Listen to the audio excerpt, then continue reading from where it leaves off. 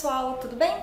Eu sou Ana Paula do menucriativo.com e hoje eu vim falar um pouquinho com vocês sobre como vocês podem fazer para diminuir a chance das suas receitas darem errado.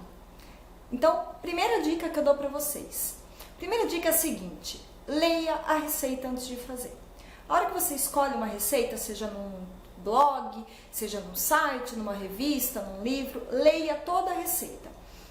Compreendeu a receita, tenha certeza que você entendeu todos os passos e que você conhece todos os ingredientes e você vai conseguir achar eles para fazer. Então, existem alguns ingredientes que são difíceis de achar em algumas regiões. Eu tenho algumas receitas que eu gosto muito que vão blueberries e na minha cidade é muito difícil de eu achar isso. Então não adianta eu começar uma receita com ingrediente que eu não vou ter normalmente na minha casa ou que vai ser difícil de eu achar, tá? Então a primeira dica é essa: leia a receita, compreenda o passo a passo e veja se você consegue achar todos os ingredientes. A segunda dica que eu dou para vocês é o seguinte: compre ingredientes de boa qualidade. Vocês não precisam, quando eu digo boa qualidade, não precisa ser o ingrediente mais caro que você encontra no mercado. Eu vou levar essa marca mais cara que tem porque deve ser a melhor. Não precisa, gente. Existem marcas acessíveis, com preços muito bacanas, sabe? Marcas conhecidas que estão com preços bacanas ultimamente. E existem sim marcas mais baratas que têm uma qualidade boa também. Mas é importante que você conheça a marca ou que você pelo menos já use ou goste de usar ou que alguém conheça. Dá uma pesquisadinha se alguém conhece, dá uma pesquisadinha na internet. Então compre ingredientes de boa qualidade, tá? Terceira dica que eu dou para vocês é o seguinte: separe os ingredientes, pique e porcione tudo que você vai usar antes de começar a sua receita. Isso é chamado, entre o pessoal que entende mais de gastronomia e culinária, de mise en place. Então, nada mais é do que você pegar todos os ingredientes que você vai usar, dividir eles nas porções exatas em que você vai usar em potinhos. Eu vou deixar até umas fotos para vocês verem exatamente como é isso.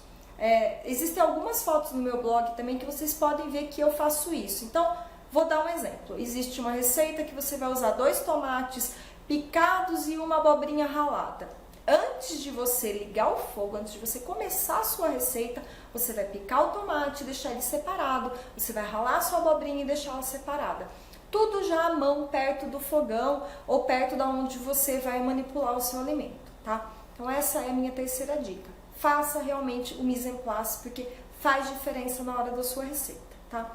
Minha quarta dica é o seguinte: cuidado com substituições. Porque eu vejo algumas perguntas, às vezes, nada óbvias. Por exemplo, eu tenho uma receita que a pessoa me perguntou assim: será que eu posso trocar a mostarda por açúcar mascavo? Gente, a mostarda e açúcar mascavo não tem nada a ver uma coisa com a outra. Eles são totalmente diferentes. Então, se você está começando agora, ou se você não tem certeza sobre uma substituição, não faça.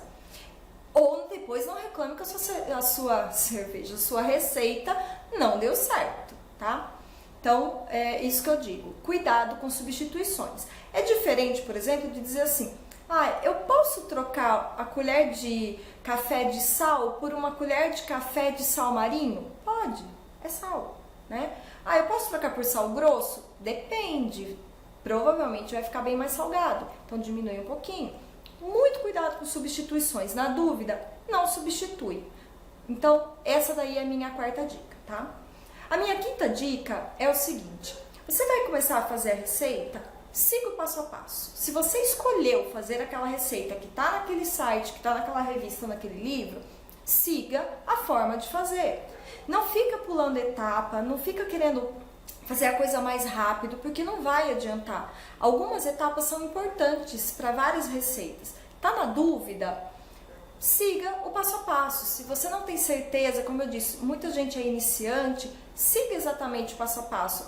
Com o tempo, você vai entender tanto de substituições, tanto do que você pode cortar ao meio do caminho, o que você não pode pular. Etapas que são importantes, etapas que você poderia deixar para lá para ir mais rápido. Isso é com o tempo, conforme você vai conhecendo os ingredientes, conhecendo a sua comida mesmo.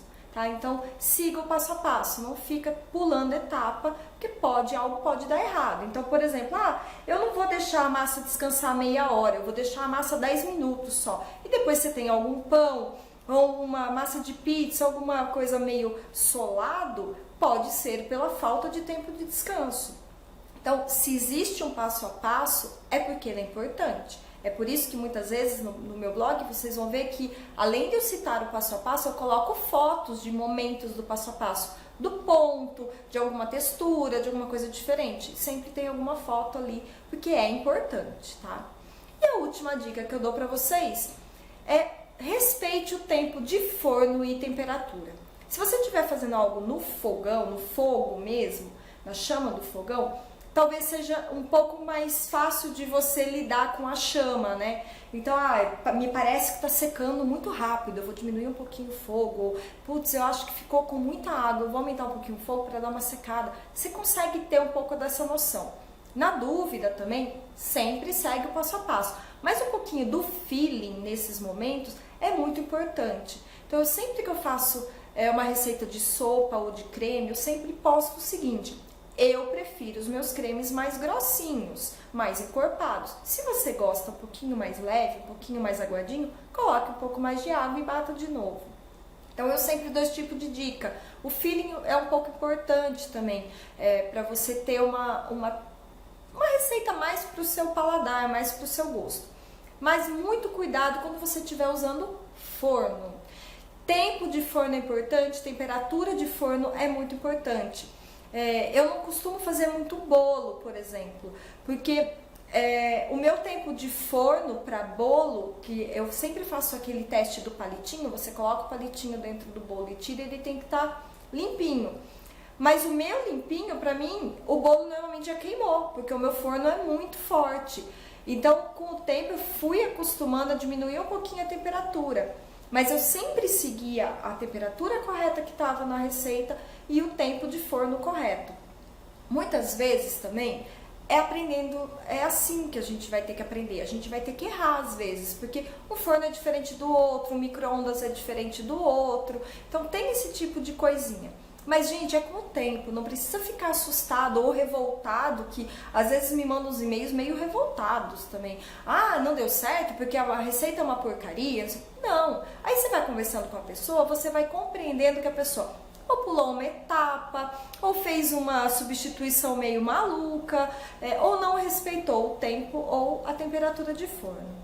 Então é isso, eu vim dar essas 6 dicas para que vocês consigam fazer as receitas deliciosas que vocês querem. Então não importa onde vocês escolham, se vocês seguirem essas 6 dicas, a chance de dar errado é muito pequena. Então eu espero que as receitas de vocês sempre fiquem ótimas seguindo essas dicas. E se você gostou do vídeo, dá um curtir aqui pra gente, pra eu continuar fazendo bastante vídeo, tá bom? Obrigada, tchau, tchau!